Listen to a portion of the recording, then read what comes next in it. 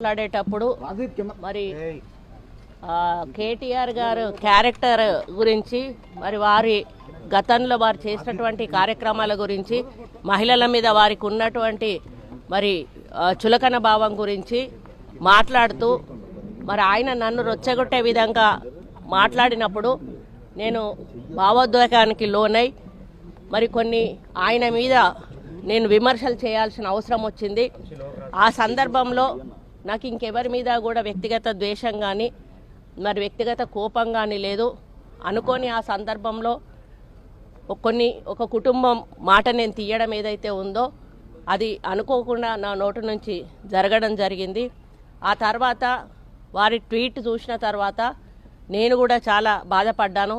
ఎందుకంటే ఏ విషయంలో నేనైతే బాధపడతా ఉన్నానో ఆ విషయంలో నేను ఇంకొకరిని నొప్పించాను అని తెలిసి రాత్రి వెంటనే మరి దాన్ని వెనక్కి తీసుకుంటూ నేను ట్వీట్ చేయడం జరిగింది.